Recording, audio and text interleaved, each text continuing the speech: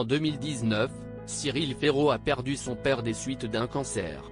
Un drame sur lequel il est revenu dans le documentaire Ces Français qui nous divertissent, réalisé par Enora Malagré et diffusé sur C8 ce lundi 6 novembre à 23h10.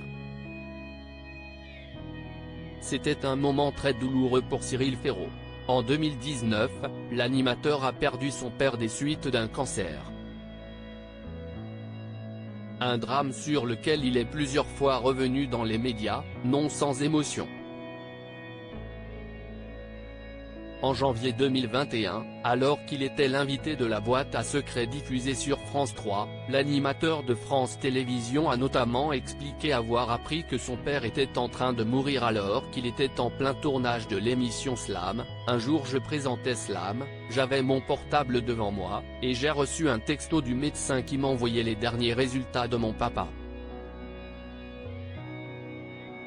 Et en présentant l'émission, en rappelant les scores, en parlant aux candidats, j'ai ouvert ce texto, je suis allé à la conclusion des analyses et j'ai compris que c'était foutu, j'ai compris que j'allais perdre mon papa.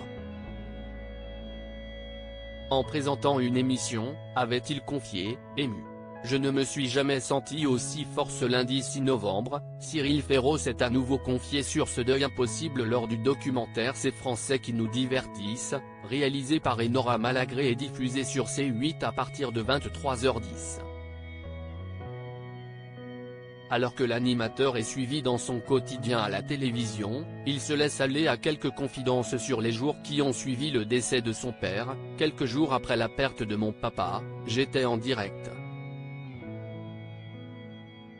J'avais une émission à faire en direct, j'avais pas le choix, a-t-il d'abord déclaré avant d'ajouter, donc 3 jours après ou 4 jours après, il fallait que je reprenne les enregistrements d'émissions du matin au soir.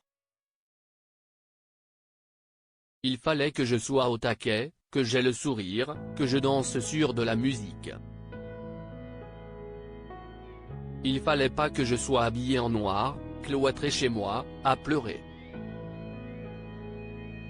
Parce que show must go on et que c'est mon métier, et que mon papa aurait aimé que je présente cette émission et j'y suis allé. Je me suis jamais senti aussi fort et aussi puissant que ce jour-là, a-t-il ensuite dévoilé.